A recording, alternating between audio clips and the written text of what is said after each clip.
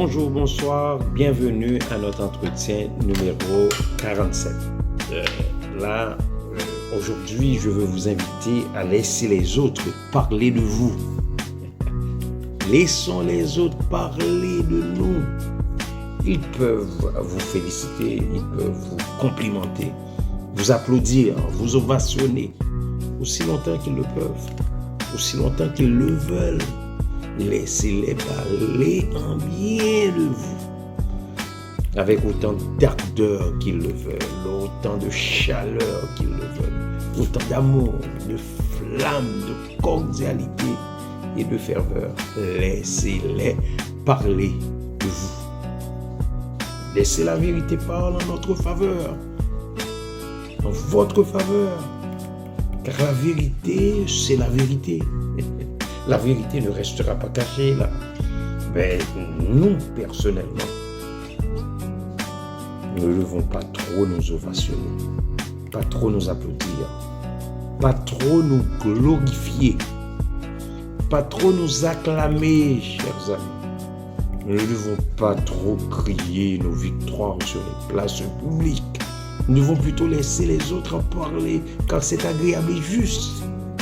Même si nous savons que nous avions renversé les données, même si nous avions remporté les victoires, nous ne devons pas trop crier, nous ne devons pas trop nous ovationner. Nous devons plutôt laisser, nous autres, cette opportunité de parler de nous.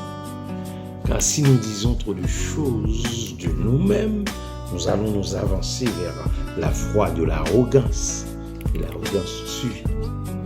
Nous devons plutôt rester du côté de l'humilité, du côté de notre Dieu. Si nous parlons trop de nous, nous allons être en contradiction avec les pensées du Maître. Nous allons être en opposition avec Jésus, notre Sauveur, notre Libérateur. Il n'aime pas l'arrogance. L'arrogance précède la ruine et l'orgueil la chute, chers amis. La Bible nous exige de ne pas être sage et intelligent à nos propres yeux, car la gloire vient dans l'humilité. L'apôtre Paul a dit, par la grâce qui m'a été donnée, je dis à chacun de n'avoir pas une trop haute opinion de soi-même. Il ne faut pas le faire. Il ne dit pas que les autres ne doivent pas en parler de nous, mais plutôt nous devons faire taire pour un instant. Faire taire la vérité quand elle parle en notre faveur. Dans la Bible, chers amis, nous retrouvons une histoire fascinante, captivante, séduisante d'un soldat romain qui voulait rencontrer Jésus. Il voulait avoir une faveur, un miracle de Jésus. La Bible dit, après avoir achevé tous ses discours devant le peuple qui l'écoutait, Jésus entra dans Capernaum. Il y avait un centenier qui avait un serviteur auquel il était très attaché, qui se trouvait malade sur le point de mourir. Il a entendu parler de Jésus, il lui envoya quelques anciens des Juifs pour le prier de venir guérir son serviteur. Et ces anciens-là arrivèrent auprès de Jésus. Ils lui adressèrent d'instantes supplications, disant, « Il mérite. Jésus, il mérite que tu lui accordes cela, car il aime notre nation. Et c'est lui qui a bâti notre synagogue de ses propres argent là. » Jésus étant allé avec eux, il n'était guère éloigné de la maison, quand le centenier envoya des amis pour lui dire, « Seigneur, ne prends pas tant de peine, car je ne suis pas digne que tu entres sous mon toit.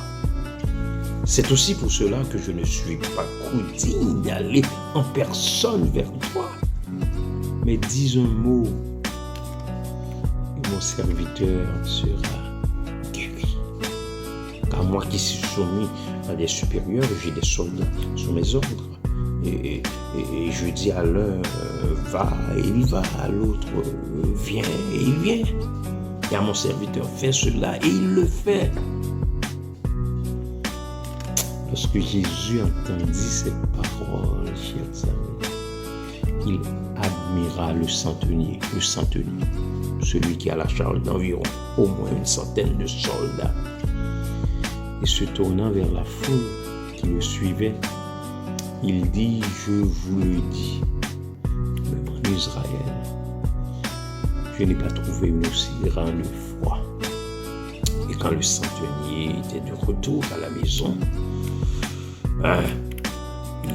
qu'est-ce qu'il a vu? Il a vu que son serviteur était guéri. Qu'est-ce que les anciens ont dit à Jésus? Il mérite que tu lui accordes cela. Le centenier lui-même a dit quoi? Je ne suis pas digne que tu entres sous mon toit. Ils peuvent nous féliciter. Ils peuvent nous complimenter.